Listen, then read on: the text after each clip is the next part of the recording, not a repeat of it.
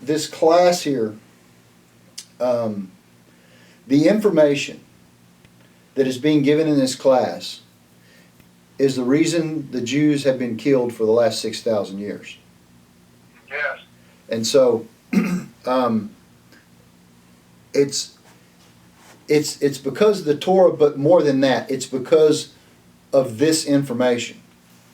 Now, people don't know why they're doing it, but the Torah has been out there since Moses, and it has been written down, and everybody's got a Bible in their house, and nobody hates the Jews because of the Bible, because of the Old Testament. The ultimate core of anti-Semitism is this information, because it challenges the soul to such a degree you can lose your faith, you can lose your whole concept of God, you can and it can damage it can damage your mind severely to the point of psychosis. It can kill you, and the problem is, according to my rabbi, the sword is on my throat. And so, in other words, if you were to speak to someone about this information and they were to mock it or make fun of it or make fun of you, it could do severe damage to me. And I am willing to teach this information because it is crucial for us to know. And so the people who learn this information from me, it's almost an invitation only. And so you know, there's people around me that I trust, and it's to be learned for the group, within the group, and only in the group and about the group. And so probably from here on out, I will not teach this information anywhere outside of this class. Okay. Because the more I know, now I'm not opposed to getting on Skype and teaching you guys where y'all can see and stuff like that. I'm not opposed to that at all. But this will never be an open class where people can just log in to listen to Torah class. I understand that. I didn't think that would be the case. Yeah, Somebody asked me, and I said I would ask. And of course, you know, you're new, you're in. Loy's here, she's new, she's in. And the other lady, what's her name? Darlene. Darlene's new, and she's in. And this is normally a class. Did you get John? Yeah, John's online here. John's on my phone. This is normally. Tell John he's in. Oh well, John's been in. This is normally a class where you have to be initiated in, and when I mean initiated, you have to start at ground zero and get in, and come in at ground zero. Now, Chad, you and Loy and Darlene are coming in at level 4,320, literally. Maybe even higher level than that. But the reason I'm letting y'all in right now is because we are starting at the Ein Sof. We're starting at the top, working our way down. We're not in the middle where I have to go back and backtrack and you'll be lost. So y'all actually hit it at a very perfect time. And as this thing, I don't want to say grows, but as it goes, y'all have a very huge responsibility to Hashem for this information. You will not find any rabbis that will teach this online or anywhere or open at all. It is only done behind closed doors, to an inner circle, very covertly, because there is a concept that people want to change the world. Now, changing the world is a grievous sin. And let me explain a little bit why that is. If you want to change the world, you are coming against the one who created the plan that it is currently following. And so you will not find these Torah scholars and Torah masters who have the ability to manipulate the words, the terms, and the worlds, because they know how to do it, to change any course of creation. They will not do it. They will die before they will do it. And the rest of the world, all they want to do is change the world. Save the whales. Do this, do that. Whatever change the world means to you. And so the problem with that is you should get into Torah to be a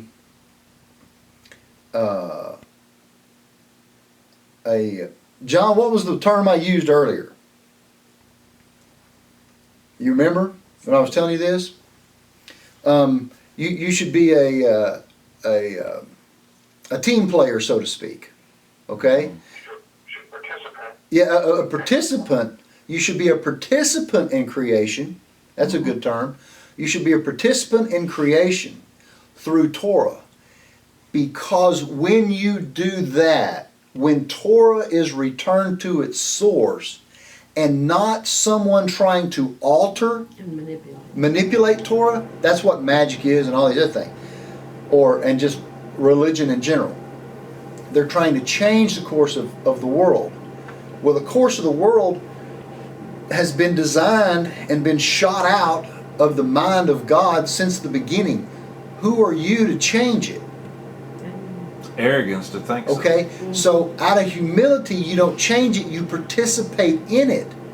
Whether it's abortion, whatever cause you think you have to change. You be a participant in Torah. Not that you have to be a participant in doing abortion or being against abortion. That's not the point. The point is, abortion is a part of tohu that's been going on because the word nephilim means aborted ones. It will always happen. It's a part of the plan. We can't see the plan, but it's in the plan.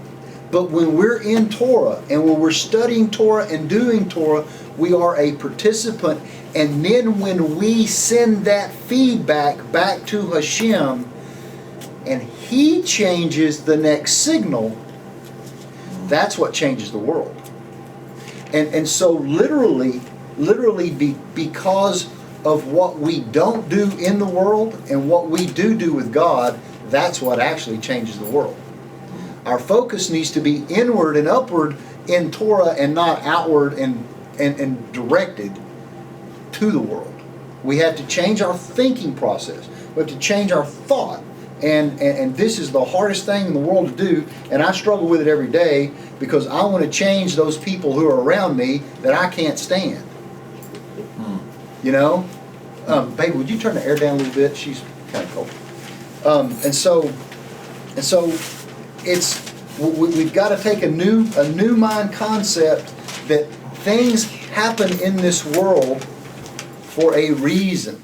That doesn't mean we don't have to participate in the world we live in, because we live in the world we live in, but we have to do it from a Torah consciousness, a Torah mindset. All right? So with that in mind, we study Torah for the sake of heaven, and that's why. So we're finally getting it. Why do we study Torah for the sake of heaven? Because if we try to change the world, we are in idolatry. But when we study Torah and do Torah for the sake of heaven, then that's what changes the world. Okay? So we do have an active part in changing the world, but we can't do it.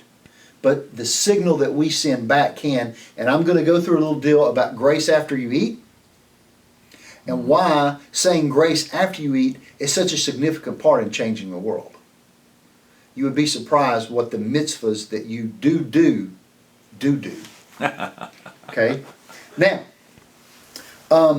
just real quickly, as y'all remember, the term Pardes is where we get our term paradise, is the Peshat, the Remez, and the Drosh, and the Sod. These are the four levels corresponding to Yud He Vav He, the name of God. All right? Now, there are these four levels of study of Torah, but guess what? There are these four levels in the study of Kabbalah and what we are doing. Now, here's how you will know where somebody is at. As is known, there are four levels of study of Torah: the Peshat, the plain meaning; the Remez, the implied meaning; the Drosh, the allegorical meaning; and the Sod, this is the secret meaning, or the Kabbalistic meanings. Just as there are four levels of learning Torah in general, there are four levels of learning Kabbalah in specificity. Most students of Kabbalah today only study the Peshat of Kabbalah, which is the metaphysical philosophy known as theoretical Kabbalah. It is what is learned in most Kabbalistic yeshivas, including those in Israel. Theoretical Kabbalah includes a study of the Zohar and the Arizal. Learning the most sacred texts of its immeasurable value, yet nonetheless, the one learning them still only is learning the theory and not the practice. This is the Peshat of Kabbalah. The theory and not the practice. Yes. Yes. Okay? Now, outside of cults and academies and studies of schools of Kabbalah, there are a number of students that delve into the Remez level of Kabbalah. They seek the emotional effect, this type of study, and what this type of effect has on their soul. These individuals perform meditations, song, dance. Their study of Kabbalah leads them to act joyful in their hearts. Their experience of Kabbalah to study the emotion and the fullness of passion of God within it. That's a good level. They may or may not excel in the physiological studies of Kabbalah, because those in the Remez level manifest the Sphira of Tiferet, the heart. All their learning is heart-centered instead of being head-centered. Now, the third group. This is the Drosh level. These people are in the Sphirot of Binah. Of course, we know Binah is in Bariah. This is the level of creation. Such these students are in the rectification center. This group works with the serious mental constructs of meditations and the systems of the Sefer Yetzirah. Being that their purpose is drastically different from the first two groups, their methods and topics also of study also differ greatly. Those involved in the Sefer Yetzirahs and the studies do not spend much time mastering philosophical works of theoretic Kabbalah. These souls are not the ones to be singing and dancing. As such, this type of Kabbalist is usually secluded and rarely makes himself known to other Kabbalists. The Drosh of Kabbalah students excels in science, technology, and is complemented by spiritual disciplines. This group endeavors to rearrange spiritual matters above in the heavenly spheres through the intrinsic mental constructs. They are given a special name. They are called the secluded ones. And I think that's what we are. The fourth and final group of Kabbalists are true masters. These are the ones who study and practice the true secrets. Unfortunately, many of the schools of the deepest levels of their philosophical pursuits entails the Sod, but nothing can be further from the truth. Those who know the Sod Kabbalah are graduates of the Drosh Kabbalah level. They are those individuals in a generation that can descend before the Merkavah, speak daily with angels. They are masters of God's good name These are called Baal Shem Tovs. Now, I thought it was important for us to go through that so that we have a grasp when we are talking to somebody and you see what kind of level, what kind of person they are. Because if they're studying these esoteric texts, they are a Kabbalist by nature, which is nothing more than a Torah scholar that is delving into the oral Torah, the Torah that has to be transmitted, taught orally. These people, who I think we all are part of these people because we're drawn to this type of information, we all fit in one of these categories. Probably we're a level 1, although we are very secluded. And most people don't know what to do with us, you know, as I've found out in the last few years. If we keep our mouth shut, they wouldn't have to worry about it. And that's why the secluded ones are like that. They know that guy's out there on a limb, but we really don't know what limb he's on. Yeah. You know, and so there are. But when you open your mouth, you remove all doubt. Yeah. They already know.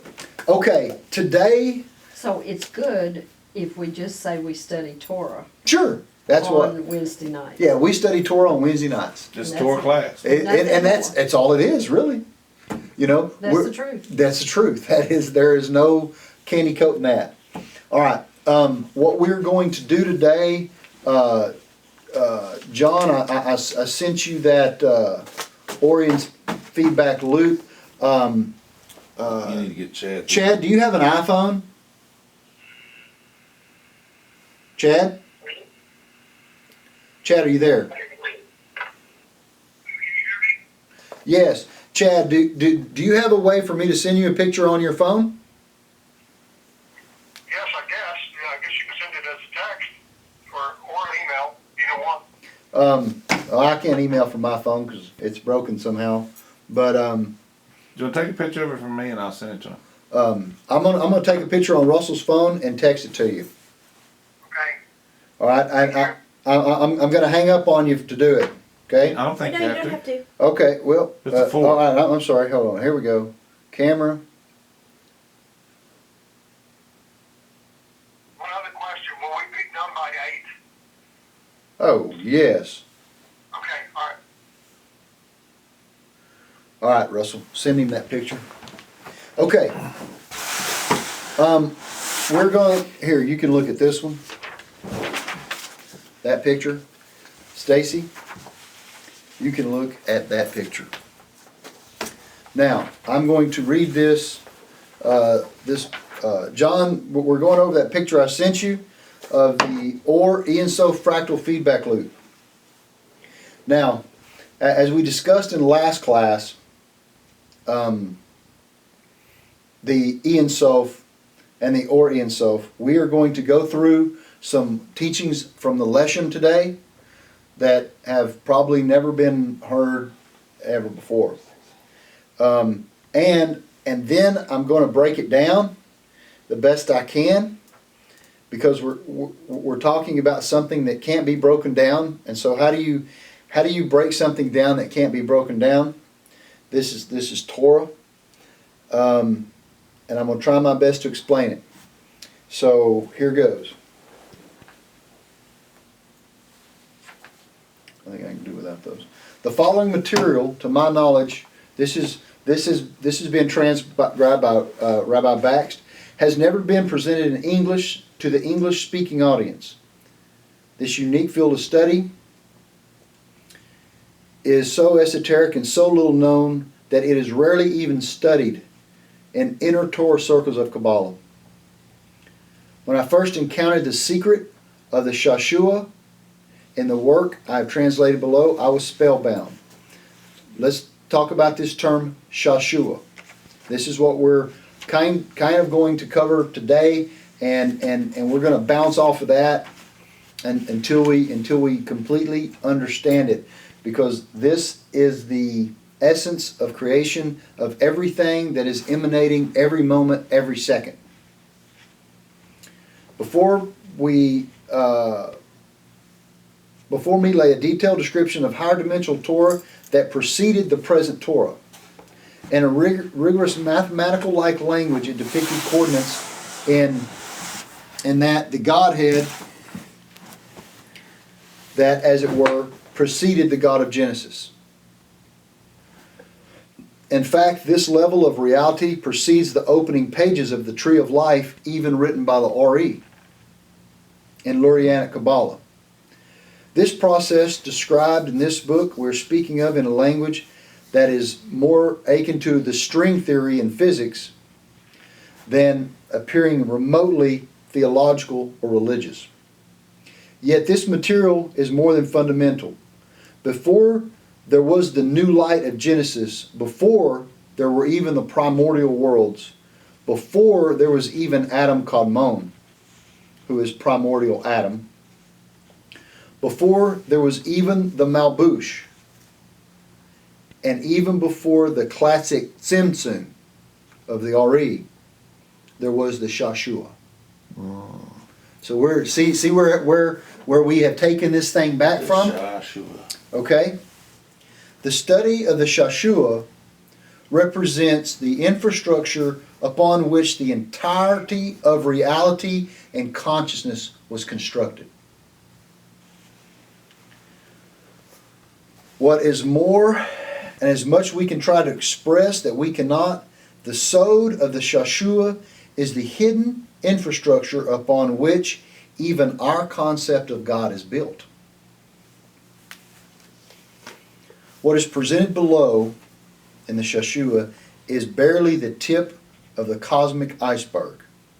The process of including the secret teachings of the Shashua, which is beyond Kabbalah, is to allow us a minute glimpse in how truly vast and encompassing this multi-dimensional Torah is.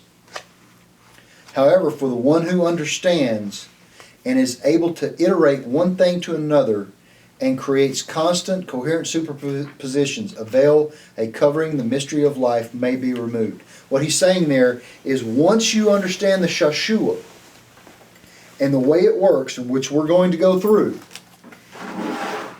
every time God makes a movement, a new creation, over creation, is created. An over creation? A new creation, over creation, is created. In other words, a new ring on the tree is made. If you think of it in the cross-section of a tree, every time God makes a pulsation, the tree gets a ring. What is the tree? Is it like the prehistoric layers that are underneath? Yes, that's a way you can look at it. That's a really good way you can look at it, because in every one of these rings is a universe and a world, and we are a ring. Now, if you look at this picture, you can see that we are the outer ring. You see that? But I'm going to show you how the outer ring is really the inner ring. But we have to wrap our mind around that just for a second. But we're going to get to that, okay? Because when you're looking at this picture, you're not looking at it flat like concentric rings going out. You're looking at it through a tunnel, and you're seeing the rings going back. Okay, so we're the inner ring. Does that make sense? Does that make sense to everybody on the phone? Is that Say it one more time. Like looking through a kaleidoscope. No, but back up. Just say it one more time. When you're looking at this picture, Yes. you're not looking at it flat like you cut a tree in half and the rings are going out. You're looking at it as like you're looking through a tube and the rings are going back. And it's going back, and you're seeing it going back like that. So are we the ring closest to the eye, or the ring furthest out from the eye? Yes. We're here. Oh. Yes, Russell, you're correct. And I'm going to show you how it works. And I've got this cellophane here, and guys, Chad and John, I brought some cellophane, and in a minute we're going to do a Torah experiment so that we can understand the Shashua of the Ein Sof and how creation is created. Okay? And I came up with this, and Rabbi Bax thought it was a genius. So, now, as we move on, unknown to most of the world, Kabbalah is science. And it has a bunch of different fields of study and disciplines. One of the highest specialized areas of Kabbalah is the secret of the Malbush, which is the garment. The garment. Okay? This highly advanced field of Torah study is known as teaching the worlds of dimensions of the Ein Sof. So within the Ein Sof are worlds. Even within the Ein Sof, there are worlds and dimensions. We just think everything that He has created is a world and a universe and a dimension. Far be it from that. Because this is only a mirror image of what's already. Well, of course, in it makes perfect sense. Makes perfect sense. Because the world, we're in the Ein Sof. We are the center of Him. So within Him are worlds and dimensions. Exactly. So yeah. there are very few, even among serious, disciplined students of Kabbalah, who frequent this sector of spiritual universes. Current classical Kabbalah reveals the previously hidden details of Tohu and Tikkun, which we have been studying, the worlds of Tohu and Tikkun. These are the primordial worlds that preceded creation of our present reality and the consequent restoration or resurrection and the interfacings of those dimensions into a codex of Torah, the account of Genesis. Now let me clarify. Let me put this into non-Rabbi Bax terms.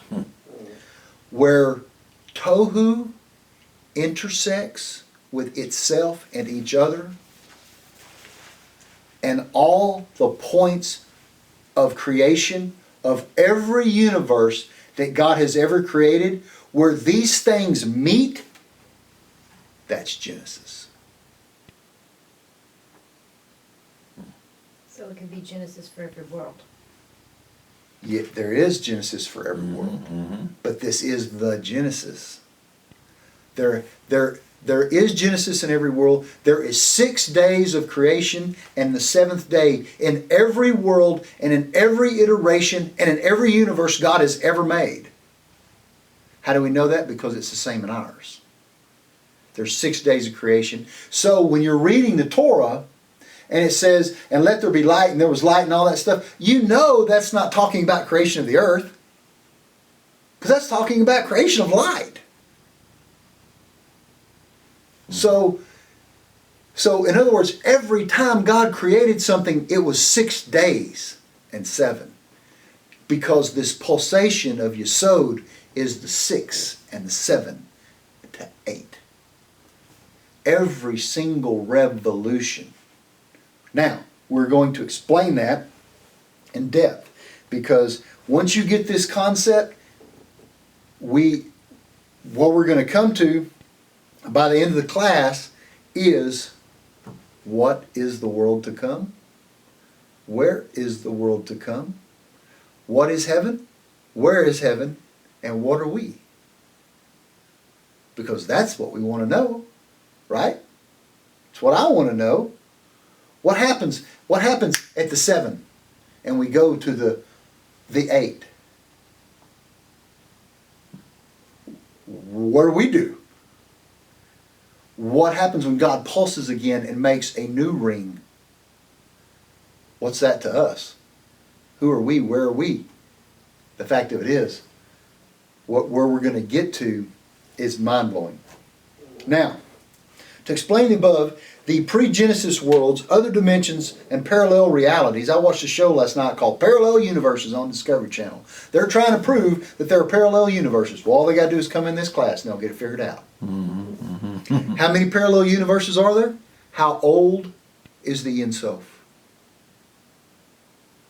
How old is God? Let's ask that question.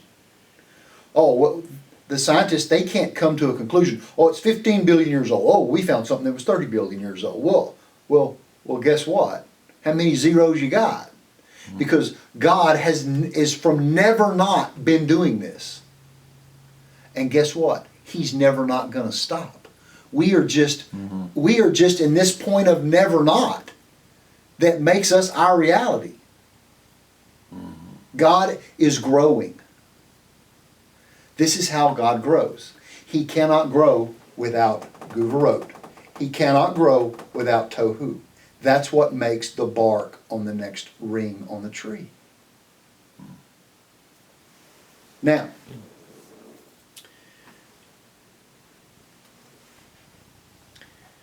these parallel realities are known as the primordial breaking of the vessels. The Say death, that again. the primordial breaking of the vessels, the Yes. shattering of the vessels.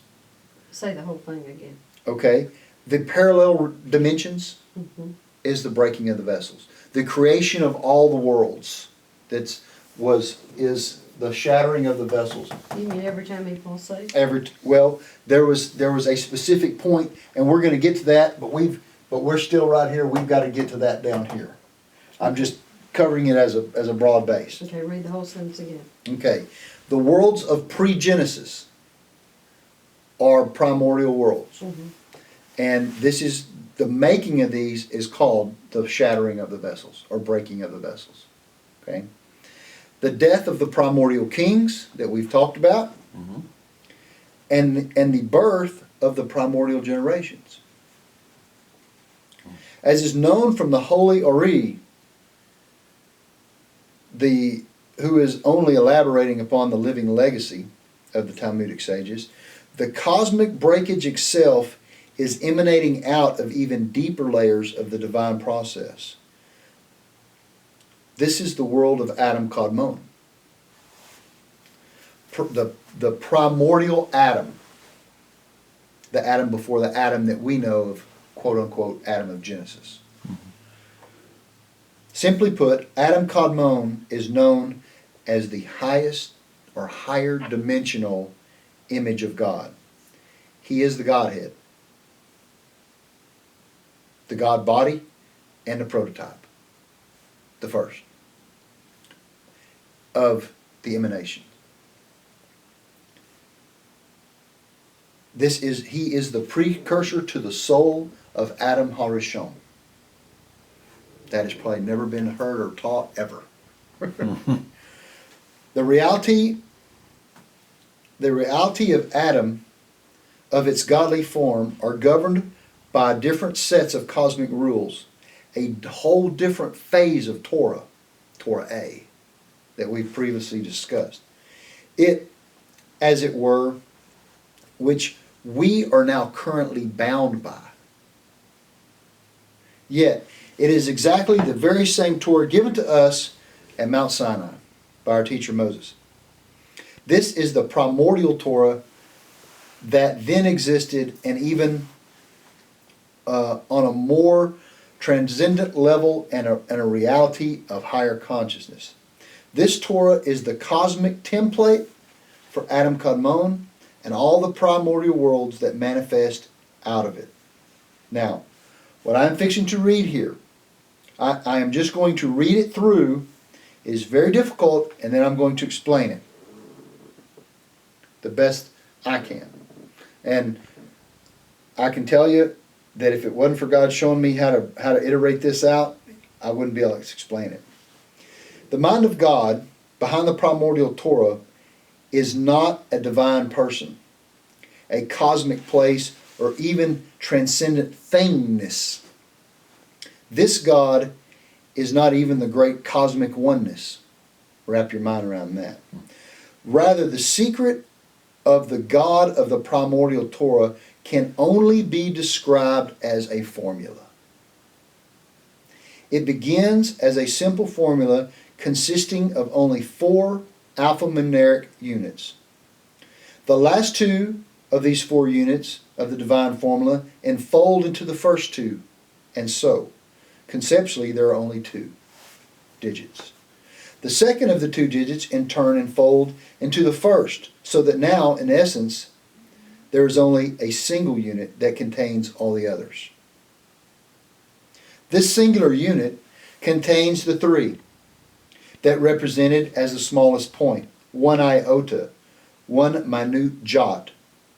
This point of singularity is the Hebrew letter Yud, or Yud, which both Greek iota and Latin jot are borrowed. This alphanumeric Yud itself is contained in a minute prong that sits atop the crown its letters, and thus all 4 points of the formula branch out from the crown, the hidden fifth dimension. Now, remember, Stacy? Remember when we were studying earlier, I'll give y'all a hint on how this works, the Yud Hey Vav Hey, and the tip of the Yud, the fifth. That's what he's going into. You know, the 4 letters are the Yud Hey Vav Hey, Right. and the bottom one is concealed in the middle one, and the middle one folds into the second one, and the second one folds into the first one, because the Yud is the foundational mark that makes every letter. Mm-hmm. So you're saying this one folds into this one, No, this no, folds no, into these, no, this- no. Where's, right here. See, Oh, this I see. is nothing more but that plus a Yud. And so this is really this, and this folds into this, and this, it all folds into that. You can find the Yud in every letter. Yes, without the Yud, there is no letters.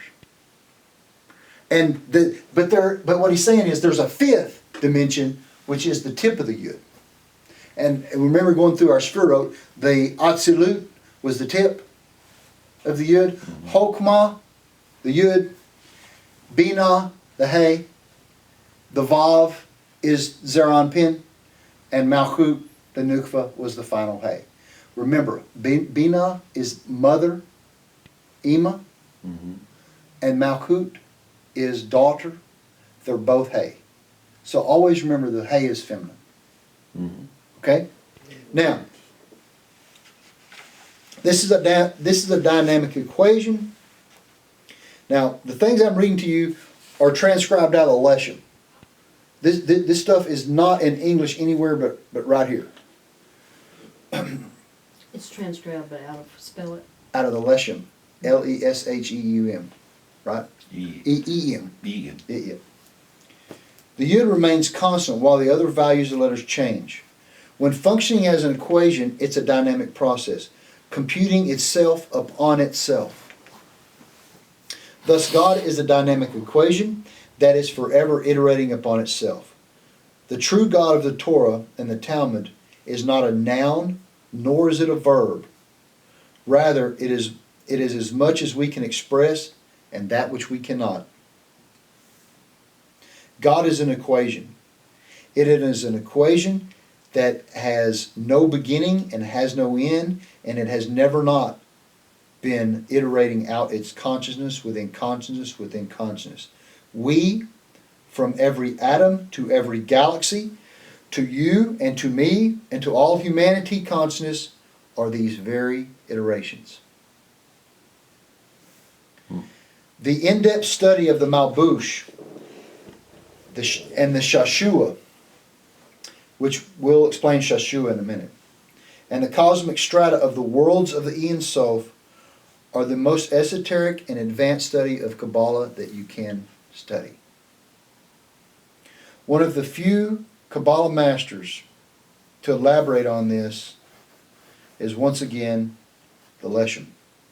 Leshem. So that was a person. Yes. Amazing. Rabbi Shlomo Eliashu is the Leshem. What follows is a loose translation of the first 2 chapters of the total of 46 chapters in his book titled The Eastward Facing Gate, which I'm not even going to attempt to pronounce it. It is the Sha'ar HaPonei Kadim, the Eastward Facing Gate, and I hope I said that right. It is written. If you will look in Proverbs 8:30, this proverb 8:30 is what is describing this happening. I was a nursling by his side. I was then his delight every day, playing before him at all times. Proverbs 8:30. These are the personified words of the Holy Torah, who claims that she is the architect for the Holy One. Now look what we've just done here. We've just gone from he to she. The primeval revelation and inception of all his emanations in their entirety outside of the exterior of his hidden essence was the Holy Torah. So the Torah is a feminine. We haven't even got to Adam Kadmon yet. You see what I'm saying? Mm-hmm. Who is in the essence of he. Mm-hmm. But we're talking about the essence of she. So, Wherever you have the AH ending is feminine. yeah. So the Shashua sounds a lot like Sarah. So here we see that's an iteration. You see how we used our pulsation and got to her? Mm-hmm. So what's going on here is God is making his feminine. Because if he's going to create anything, he's going to have Guvurot. So that's why, remember up here, the Ramha says, if you don't understand the dance of Hasidim and Guvurot, you can't understand anything about creation. Because before he created the traditional statement of God created creations to bestow his goodness, well, that's just the basic, I don't want to say the idiot level, but that's just the common answer. But God created creation for Hoog. That's why man and woman desire to seek each other. Because that's the same thing he desired in the beginning. So the first thing he has to do is make his own pulsation, his own delight. The word Sashua is this essence of delight. And so that's... So is it the climax? Yes, it is.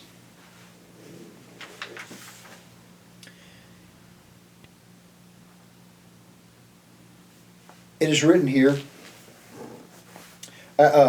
afterwards all existence was revealed in Torah and through Torah, and that such she becomes the exclusive agent, the architect, the tool, and the map for all reality.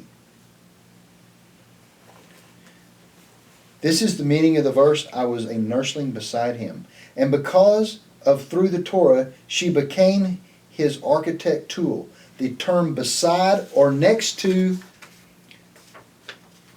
specifically used here, is et zolo, next to. This is where we get the term atzelut. It's the same root. Atzelut, next to. So atzelut is the thing that's next to Kadmon, and so on and so on and so on. Now, this is the meaning of the emanations, Olam Atzilut, the world of emanations. That the Torah was the first emanation which emanated out of the knowable essence of the Ein Sof. It's a she. She says, get wisdom. You know, that's what's the first proverb that Solomon says. Get her. Who is her? She is wisdom. What is wisdom? What is Chokmah? It's Torah. So when we are studying Torah, we are studying the essence of the Ein Sof, the first of creation. That makes studying Torah, it takes it on a whole new level. It takes it on every level. That is mind-blowing. It is his delight. It is his organus, is the term. Mm-hmm. It is his fuzzy feeling. Okay? The Torah herself now continues to explain the order of her manifestation. And she began the process of emanating out of the Ein Sof with the words, I was his delight, his Shashua, every day. That she emanated out of him through the phenomena of Shashua. Sheer internal ecstasy. Her initial revelation was via the act of Shashua, and through this act she emanated from and out of the Ein Sof. An arousal and movement that occurs within its own self, generating the essence of Shashua. Every movement, in turn, is a gathering and a tzimtzum. So we're talking about before tzimtzum. This Shashua is what creates tzimtzum, the contraction. Now, this is the contraction between point and point. In other words, the stirring movement within the Shashua is the contraction from within itself to itself. There are now two aspects. So now, remember what I was talking about a while ago? The one becomes two. Mm-hmm. Now there are two aspects. Yet, it's just one movement in two directions, which we will show you how that works here. Where am I? In other words, the stirring movement within the Shashua is a contraction within itself to itself. Now these two aspects, the force of the stirring arousal itself and the tzimtzum, or the contraction, is that it is being generated between each pulsation. Each Shashua within the light of the Ein Sof consists of a dual rhythmic oscillation among every outward movement and its corresponding contraction or regression. Now, let's illustrate this. Stacy, if you'd come up here and be my beautiful assistant. Russell, Let me get this on the. okay, if you would come up here and be my other beautiful I want to assistant. make sure I get it. All right, I'm going to tear this. Okay, now grab the corner. I want it to be. I don't want it to grab the corner of that. Yeah, I don't want it to. Go ahead and grab it. Yeah, I don't want it to. Okay. All right, let's tear that off. Go ahead and grab that. Grab that. Hold it. All right, Stacy. All right, Stacy, you hold this corner and that top and bottom, and you hold this top and bottom. All right, you hold this top right here. Now, okay. This is a piece of cellophane, and this is the Ein Sof. All right. Now, give me just a little slack here. I'm going to grab a point. Now, as I pull it in, y'all come with me. Y'all go in, go in, go in, go in, stop. Now, as this thing is pulling in from a central point, which side is Hasidim and which side is Guvarot? This is Guvarot. No? It's opposite. This side sure. is going in. Yeah. This side is sucking Expansion and out. So the contraction. This- female side is on your side. Mm-hmm. Now watch. Now it went the other way. Now which side is Hasidim and which side is Guvarot? Your side is Hasidim. Yes. It was Guvarot a while ago. mm-hmm. Now it just switched. Every time God makes a pulsation or what's called a breath, inhale, exhale, boom, a point is made. So guess what? This cellophane is, if we pull this and we're looking down a tube, that's what we got. The picture that you guys are looking at, here's the point. But when this whole thing comes together, this whole thing is on the inside. See, this is on the inside. It's just one thing. Because now it's going to go the other way, and this is going to go in. This isn't going to go. The outside edge is not going to go around it. It's going to go through the middle of it. It's going to go through the middle, and it's going to come back through that side, and then it's going to shoot out over the other side. Do you understand what I'm saying? It's going to be a hypercube. It's going to go inside itself and back through itself. It's not just on a three-dimensional plane. It's 5-dimensional. Yes, it's on a 5-dimensional plane. It's not just going in and out, in and out, in and out right here. It's going in itself, and then this whole thing goes back through itself. And so it's pulsating. And pulsating. Every time it pulsates, creation. And so, if we look at the whole thing, on God is this piece of cellophane here represents the entire to as far as infinite. This is infinite. Mm-hmm. Every piece, every point on this whole thing is doing Shashua, not just this one. The whole thing, the whole consciousness. At different intervals? I mean, are they unison or indifferent? In the fifth dimension, what is unison? Yes, but I think what you're saying, if it's going on this part, does that quarter go in all the way through Yes, and back out? yes, but this is not flat. It's not even a round. It's a 5-dimensional. I mean, God has no form. Where's the form? See, you got to take it and turn it back in on itself. Where's the form? Where's the point? Where do you find, like we talked about last class? It's kind of like this. What's on the inside, and then it's on the outside. Yes, it's on the. Is it on the inside? Is it on the outside? Mm-hmm. Where is a point of something that's infinite that has no point? Yeah, when we're thinking like this, which we can't help because of our minds, we're still thinking of direction. Is it pointing this way? Is it pointing that way? Yeah, which way is it pointing? That's all direction, and there is no direction with that. Right. The only direction is here. The point. We are the point. What point? We are this point. Mm-hmm. Guess how many points are intersecting at this point? Every point. Every point. That's why we have dinosaurs here. That's why we find dinosaurs here. Did dinosaurs roam this? Dinosaurs roamed their dimension.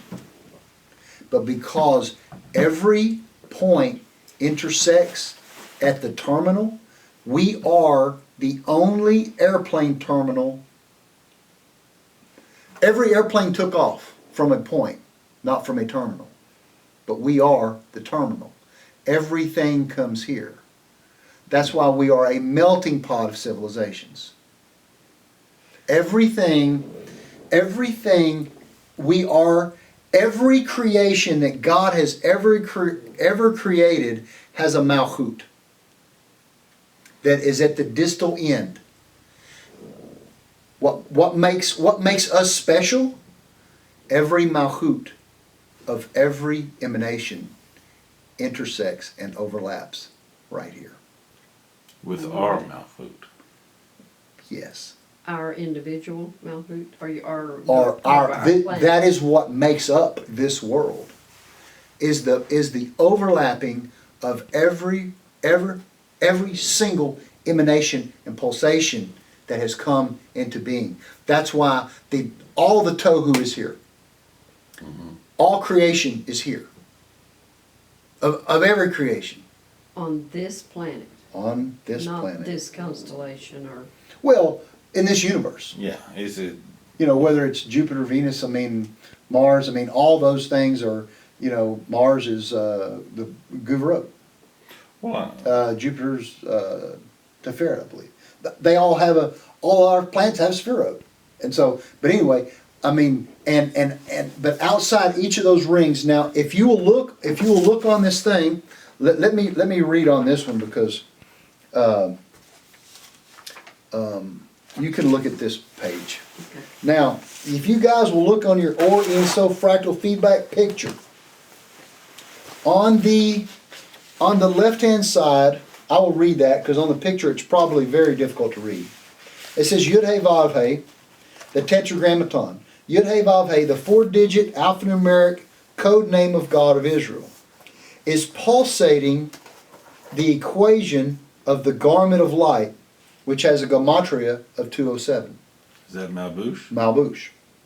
Now, the Ein Sof also has a gematria of 207. This has never not been iterating in fractal formula feedback into itself after each expanding layer or universe, which then replicates and amplifies itself as a new universe. So what he's saying is every time the light goes out from this center, it makes a new universe. Okay? Every new edge or end stimulates the delight of the Shashua, of the Ein Sof. So every time it goes to as far out as it can go, when it hits that, it pops back. And that is its ultimate delight. This is the suction. This is the same formulation of male and female union. It's creativity. Well, I mean, in other words, what is in a union between a man and a woman? What is the best feeling? Is it the feeling going in or the feeling going out? The vacuum. It's the vacuum. It's not the in or the out. It's the process. So he gets just as much delight here and just as much delight there. That's why if you try to change the world, you're changing his process. You're changing his delight. That's why you can't. But if you become a process of his delight, what's a process of his delight? We read it a while ago. The Torah was first the emanation. The Torah is his delight. So when you become the Torah, and when you become in the Torah, you become the process of his delight. That's what changes the next layer. That's what Adam knew. That's what Abraham knew. That's what all these guys knew. That is what's called tikkun. Because they are sending the signal back to him.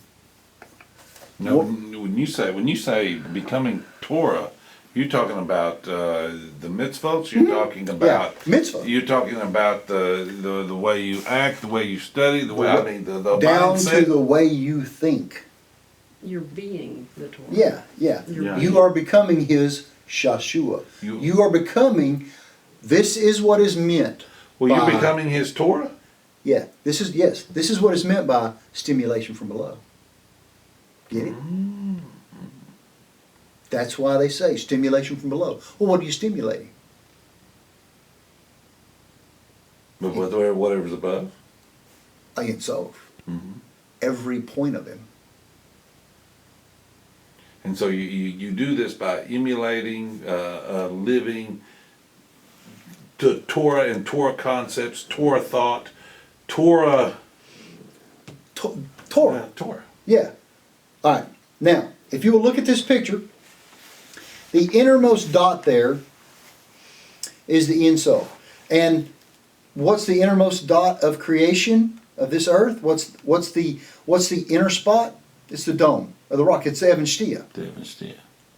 That is the central docking point. That is the dot within the dot. That is the docking station. Excuse me. Now the Ein Sof in the middle there. Now you got to remember that middle is the outside,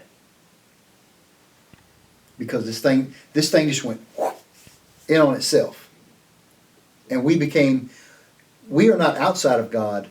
He is outside of us. We are in the centermost part of him. Okay? Because every time God makes a ring, every time he makes a ring in the center of him, he gets bigger on the outside, not on the inside.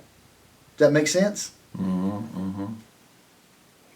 The light of the Ein Sof, the Malbush, this is the second rim there. These are the 10 hidden Sfirot and the primordial Torah. The Malbush is woven from the underlying movement of Yud-He Vav-He, which then reveals the 22 sacred Hebrew letters, which then forms all the words of the primordial Torah and the fractal patterns of reality. Of course, in the Malbush is the 231 gates, etc., etc., etc. The sounds, the cantillations, the vowels, the crowns, all these things that have now become known as everything that exists. The third ring is the concealed Adam Kadmon. You notice that is really not a ring. It's between this number 2 and number 4. And then we have number 4, the endless worlds of the Ein Sof. And when it says endless worlds of the Ein Sof, it's endless.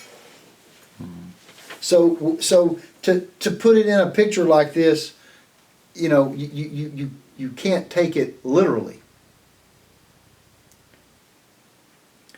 5. Those are the worlds of Adam Kadmon, primordial man. That's kind of the tan portion. 6. These are the lights and the worlds emanating out of Adam Kadmon. 7. These are worlds of Akudim.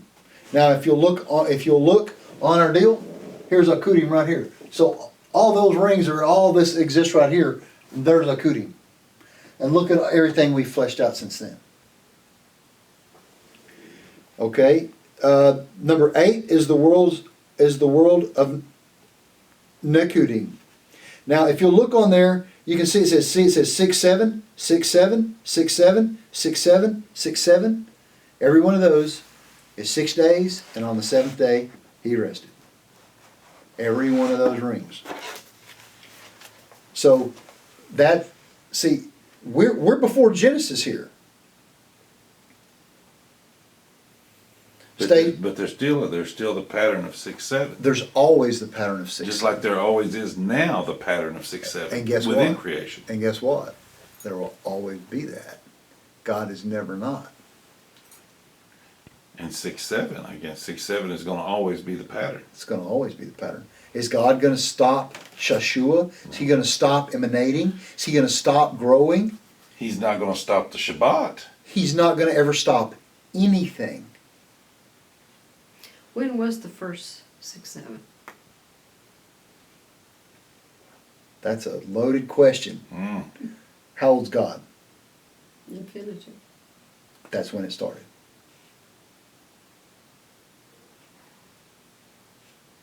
You know, it's probably safe to say that 6, 7 There has- never stopped. There has and it there has never always started, there and has it never al- ended. there has always been 6, 7. Yeah, exactly. Okay, number 9 here, the world of Barudim, aka Genesis.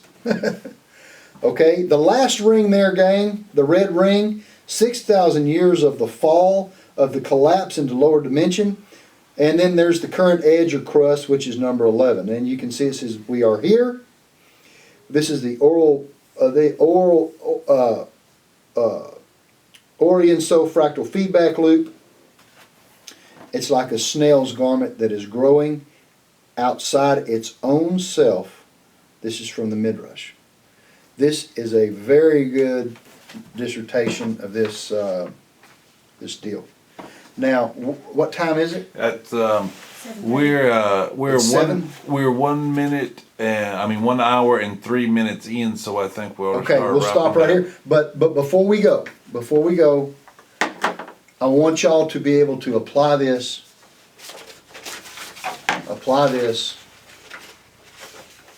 to your everyday life.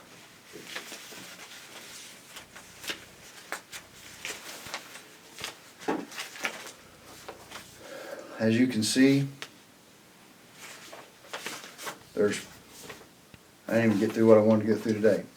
Okay, real quick, grace after meals. Well known, one of the prayers in Jewish liturgy, the Berachat Hamazon, the grace after meals. You shall eat and be satisfied, and you shall bless the Lord your God for the good land which he has given you. Deuteronomy 8:7. This text goes on to talk about the obvious question is, does God really need your blessing? Does God need your blessing? Here's what you have to wrap your mind around. What do you buy a billionaire for his birthday? The flower. You see, what do you get somebody that has everything? So our kasha question is what do we give God that he doesn't already have? Sentiment. What? Well, I already gave you the answer. Say it out louder. Sentiment. I already gave you the answer. We've been studying the answer. Torah. We've been studying this whole hour has been about what to give God. Which, yeah, obviously it's Torah. And But so fully examine whether you answer the answer you really can't win. If you say yes, that you got to bless God, then you're implying that God needs something from you. Right. You know, if you say no, or then you're saying that there's no purpose of creation. The principle that surprisingly is adhered to by the Kabbalists, no scripture verse can be divorced of its meaning. You will bless God. God says, and you will bless God. So, the Hebrew word for blessing is bracha. The three root letter being bet, resh, kaf. Contrary to public notion, the baraka does not mean to thank or to praise God. Rather, the root of bracha means to addition or to increase. So what would you be increasing? How about Hishtalshelut? So, as is clear from a number of scripture verses, from the explicit statements in the Zohar, the word brecha, a spring of flowing water, shares the same root. That is B-R-E-I-C-H-A. When we make or give a bracha, something is being added or springing forth. The flow is being turned on and turned up. What is being increased? Once again, how can one increase affect God? There are a number of simple ways of understanding how we can, as a figure of speech or metaphorically, be increasing and adding unto God. Because God is growing, right? Where does He get that from? Bracha. The way of the Kabbalah, once again, is to take the words of the Torah literally only from a very different perspective with a very different set of tools. Fundamentally, the term God refers to the ineffable essence, the source of all emanation, the aspect of the divine known as Ein Sof, or the Infinite One.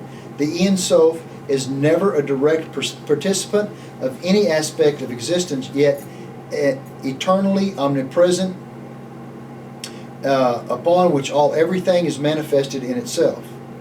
We know and interact with Ein Sof through its manifestations and attributes, which is the spherotic structure.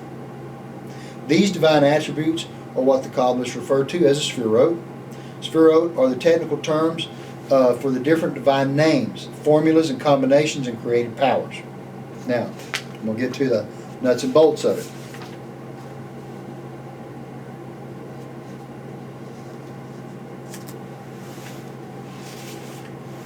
We are the lower terminal. He is the upper terminal. If He sends a signal down, He needs a signal back. Torah sends when we do the Torah, that's how we know, that's how we're sending the signal back. It's like the radio or the cell phone. All right?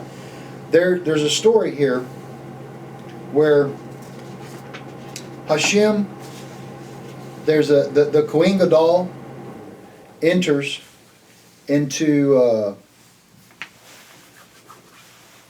the Holy of Holies to accumulate the service on the days of awe with the burnt offering and sacrificial incense. There, in a state of prophecy, the Holy One, God, the Hesed, revealed Himself to the sage. While in the most intimate relationship between the Creator and the created, the nexus of God and man, the divine asked, B'nai brachani, my son, bless me. The Kohanim Gadol did not respond with any words of praise or thanks.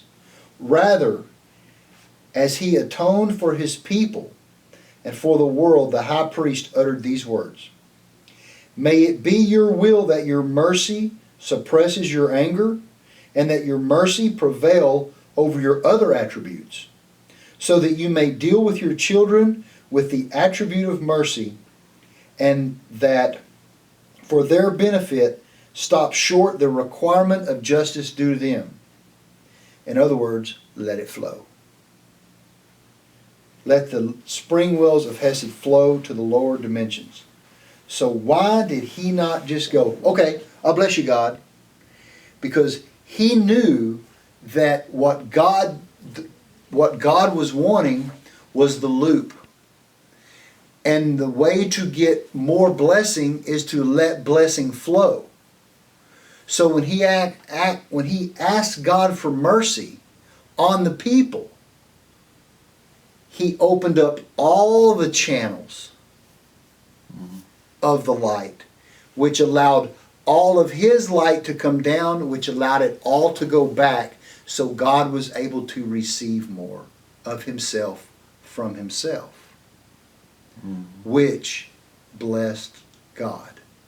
And that is the secret of blessing. When you have eaten, it said, and you're satisfied, and you bless God, when you bless God, what happens is all that food and energy that he has supplied for you, see, he's blessing you and giving you food and substance on your table, which is the Ark of the Covenant, which is when you eat and you're having bread and wine and you light the candles and you're eating in the Holy of Holies, you are the Kohen Gadol.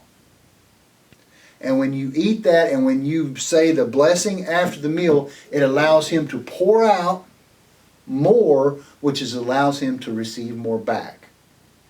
And that's the secret of the blessing. Because you're not thanking God. You're not praising God.